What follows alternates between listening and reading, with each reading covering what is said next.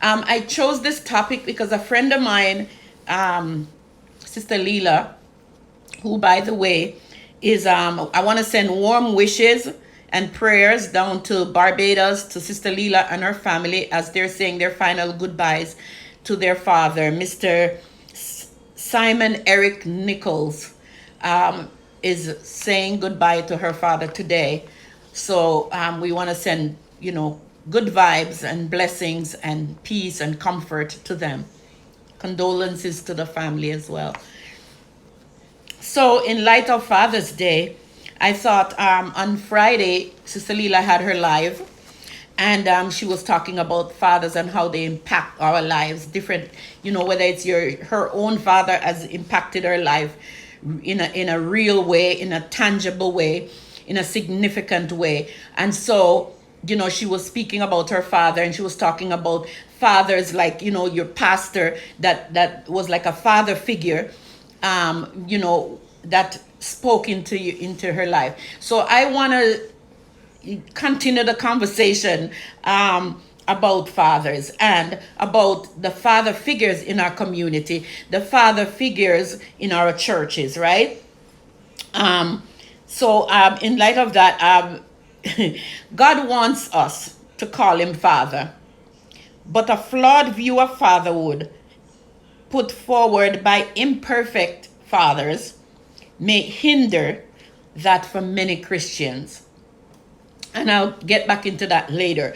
But that's my jump off. My father, I did not have my father in my life. I went to see my father on, vacation, holiday times. I would go and visit, and I would spend time there. Good morning, Annette. Good morning. And what's so interesting is that most of my memory of my father is negative, but there's one particular memory that was positive that I want to focus on this morning, because I didn't feel like I got much from him, but I remember that one incident, and I'm gonna use that and thank him for that.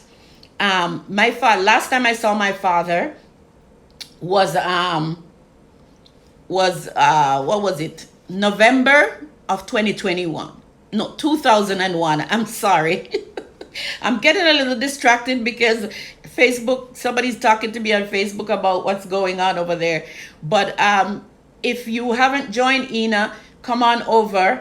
If you can hear me, great. God bless you. Good morning, Pastor Denise. Yes, so my father, that one instance I remember when we would go there, and on Sunday, if you're from Jamaica, you know this, on Sunday is the day for ice cream.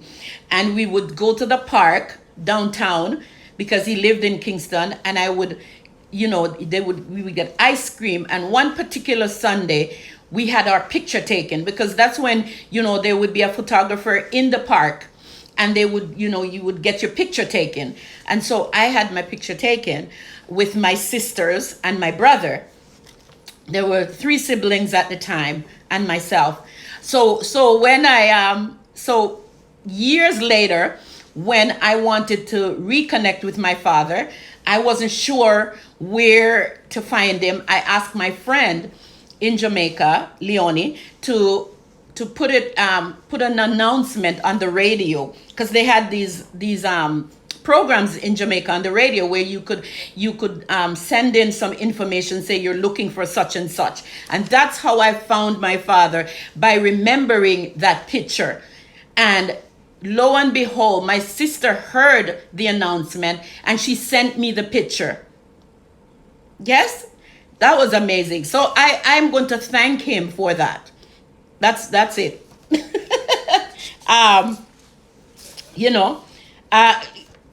I've heard this, that, it said, however you experience, whatever experiences you have with your father, your earthly father, that can affect your heavenly father. Just like I read that about, flawed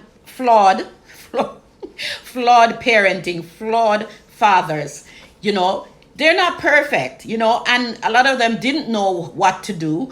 A lot of them, that was their experience, right? So they just pass it on, and so on and so forth.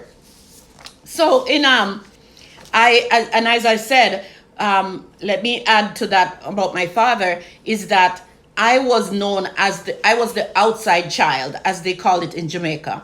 My father had an affair with my mother, and here I am. And to God be the glory. I'm here. I was trying, yesterday I was talking to my husband, I was saying, I don't even understand how that works in the eyes of God, but I am thankful. I won't try to figure it out. I will just say thank you. So, having this warm, fuzzy feeling about dad, I don't have that. My children, when I see my children, and how they are with their fathers, it blesses me. And when I was years ago, when the children were small, I felt a little, I could say a little bit of jealousy or a little bit of something, right? Because it's like, I wanted that. I wanted to sit on my dad's lap. I wanted the hug. I didn't get that. And that's okay, because, it's not okay, but it's in the past, and I can't do anything about that.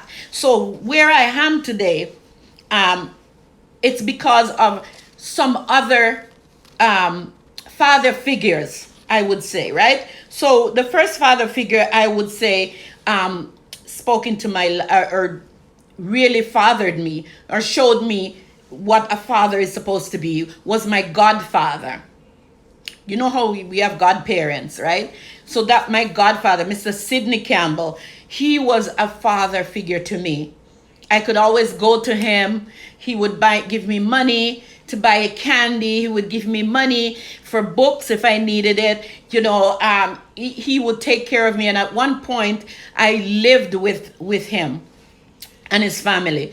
So that was a positive experience. He was very stern. He wasn't a loving, huggy, none of that stuff. Very stern. When you sat at the table, you had to sit up and your hands had to be off the table. You couldn't sit with your elbow on the table or your hands on the table. So little things like that.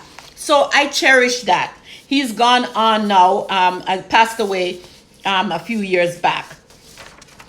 So going forward, fast forward now, in my 30s, I used to go to a church called Crossroads Cathedral, and at the time, the pastor was Pastor Douglas Lynn, and I'm pretty sure he's retired now and all that.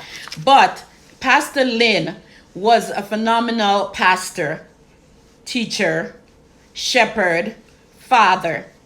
He was the father figure. He was the one that said to you, Marjorie, one day God is going to use all that you have gone through to bless other women, to encourage other women. And when he was saying that to me, I in my mind, I'm like, what do you mean? Like, I'm not, how is that going to work? But he sowed the seed. And, in a few years after, he would speak it to me from time to time. And he not only that, he made opportunity for me. He put my name on the list to be in women's ministry.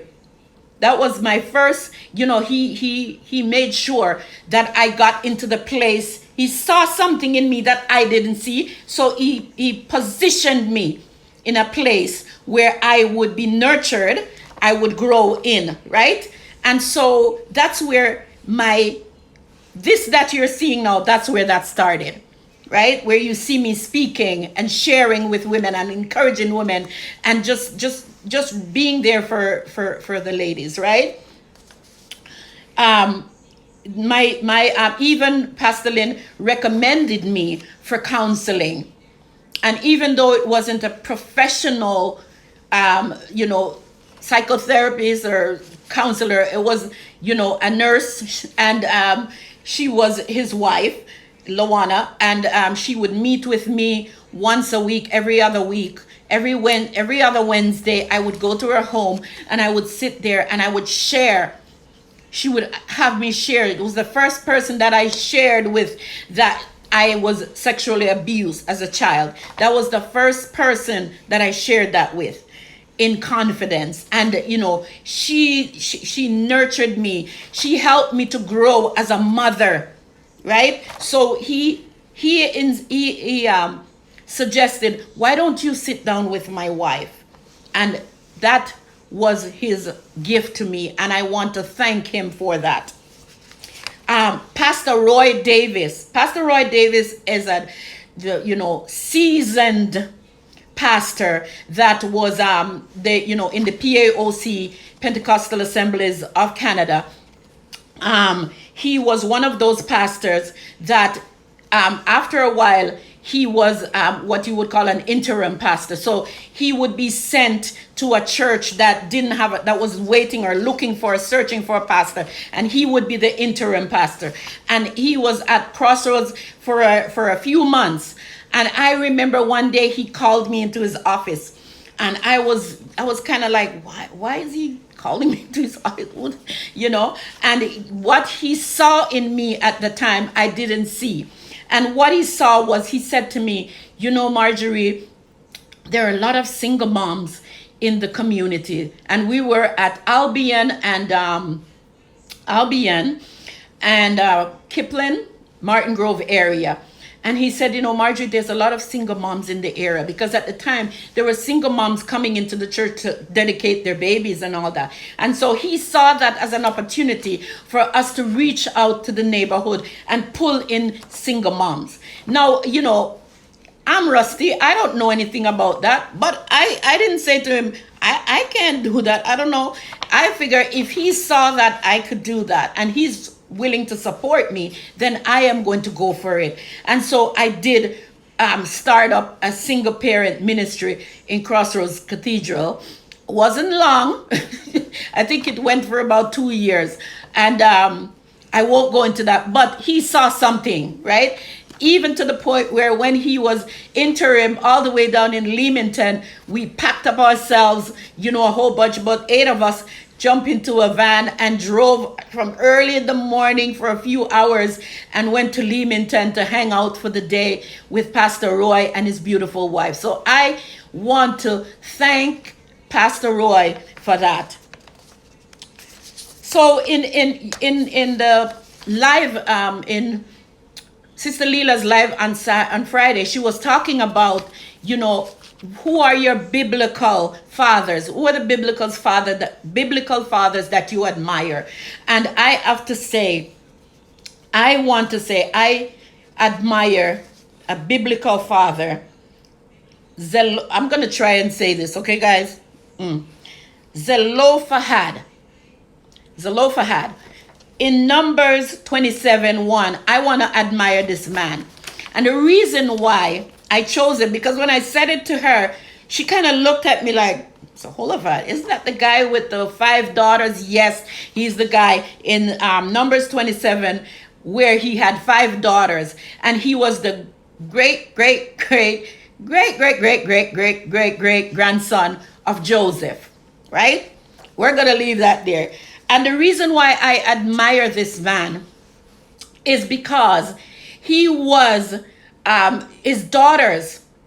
In the Bible days, back in those days, women weren't looked at as, women didn't speak up. You weren't allowed to speak. You weren't allowed to come to the front and say anything to the leaders. It was the men who spoke, right? But these women got together. Their father had died, and land, in the children of Israel, land was being dispersed, and they were gonna be left out because they were girls, they were women. And this man didn't have sons. And they went to Moses and they said, wait a minute, Moses, our father died of his own sin. He didn't, he wasn't involved in anything, he just died, and he didn't have sons. It is not right for us as his daughters not to have his share of the inheritance. If it's a beautiful story, please read it, Numbers 27. And long story short, Moses said, okay, I will bring it to the Lord. And he went to God, he spoke to God, and God said, the women are right. I said, for me, those women, their father must have imparted something to them, because he realized that I'm only having daughters. They're going to be picked on. They're going to be passed over. So I'm going to prepare them. And that's what a good father does, right? A good father prepares. He empowers his children, right? And I think that he empowered his daughters. I love that, because, it didn't say it in the scripture. He empowered his daughter. But I think that just the fact that they were bold to speak up, and they weren't rude about it. They weren't, they came with respect and honored the leadership and brought that to them. So today, I want to honor fathers near and far. I want to honor those who stood, right? Even when they didn't even know what to do. They didn't have the examples. They didn't have the wherewithal. They didn't have the tools. But they knew that they wanted better for their children. Those that didn't have fathers that was present, or didn't have fathers that did well by them, they vowed to be better. And one such father is my husband. He didn't have his father in his life, but he purposed in his heart that he was going to be a better father. He was going to be a great dad, and he is a great dad. And I want to thank God, and I want to honor Bobby Albert Barracks for being a great dad, to be an example to his 3 sons and to his 7 grandsons. I think it's 7. But, I look at, and the reason why I can say that I saw it, was he perfect? Did he do everything perfectly and right? No, but he was the best that he could be for his sons. And with what he started with nothing, but he had one admirer. He had one person that he admired, Mr. Seaton. And he always talked about Mr. Seaton and how he had his family. He was always with his family, always having dinner together at the table with his family. He always talked about that. And that he took and he multiplied it. Yes? And he became and he is a great father to his sons and to his grandsons. He's the example for them. And when I look at my son, Albert Jr., Sheldon, Tristan, I can see that. I see them with their children. I see the love. I see the care. I see the hugs. I see them romping around with their kids. I see that. I see them taking care of their families. That's what a good father does, right? And I want to shout out, starting from the top right now, my hubby, Bobby Albert Barracks, Albert Barracks Jr., Sheldon, Shell Barracks, Tristan, the digital storyteller, Sheldon, the author. Let me put that in there. And by the way, Tristan is releasing a video tribute to fathers tomorrow. Lord, guys, you gotta watch. It's gonna be awesome. Alden, my nephew, is a new dad, just became a dad a few months ago. If I have to say anything to you, Alden, be present, and let your kids look into your face and see that you're present. Ivan, Ivan this is my Boston people now. Ivan is a dad of 2. He's a new dad too. He's only like 3 years in. A dad. Landy, Daniel, here at home, Dimitri, Boya, Osbert, Carl Hope, Osbert Brathwaite, and all the other dads, that are represented here, and that this will go out to people that have a dad. If you don't have a dad, you have a dad and one that's in your community, right? a dad figure, a father figure that stood in the gap for you, that God placed in the gap, because I didn't have. I had, yes, when I was growing up, my godfather, like I said, but coming forward as an adult, teenage and all that, I didn't have that influence anymore, right? So, you went everywhere. No one to protect you, right? And all of that. And, there's a sad story I want to share real quick about this young woman in Jamaica right now. I just saw the video this week. She has 9 children. 8 of them are girls and 1 boy. And that's a perfect example of the lack of guidance and fatherhood. And the fathers the men that came in and put their seed there and walk away, right? I'm not going to belabor it, but I just want to encourage you. If you're a dad and you're estranged, or your daughter and your son and you're estranged, try, and your father is still alive, try to bridge that gap, right? Try to bridge that gap somehow, because maybe he can't be a father to you right now, but the act of forgiveness, the act of bridging or trying to reach out, as God sees that, right? God sees that. And like, I want to excuse me, I want to reiterate what I started out with: how your children are fathered, right? How they see their father is how they're going to see God later on. Truth to the fact, right? And unless they get some kind of healing, right?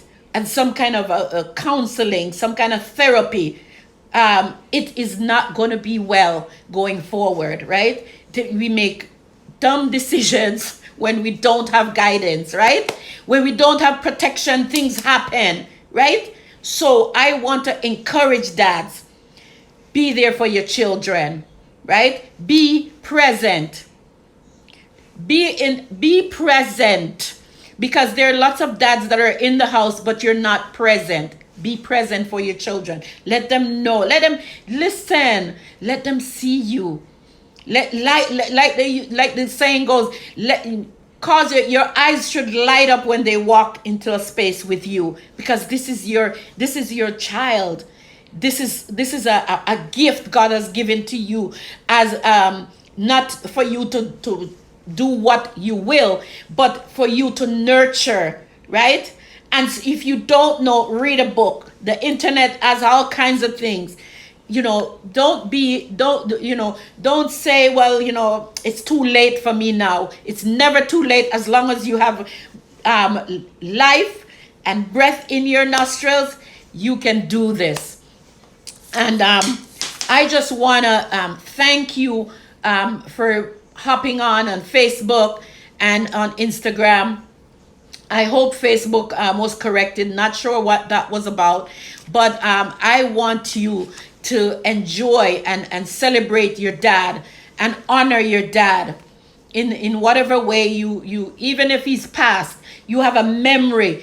Honor that memory. If he wasn't the greatest dad, honor the memory of, there was one thing. I had one thing that I could remember. And that the one thing happened when I probably was about 3 or 4 years old. And I still remember. So that is a good thing that you can say, thank you for that, right? And so in that, I am going to close. I'm going to close off this for today. And I want to say thank you. And I'm going to put this song back on and play it for you.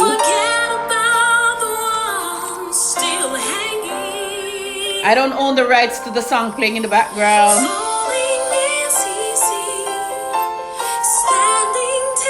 Let me know if you can hear this. You have remained my star, and I want to thank you for staying and not leaving, for never taking the easy way out.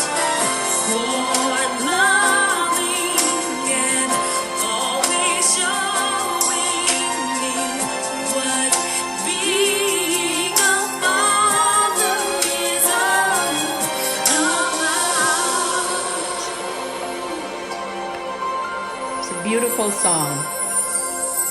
I see you everywhere. You're the old man in the gym.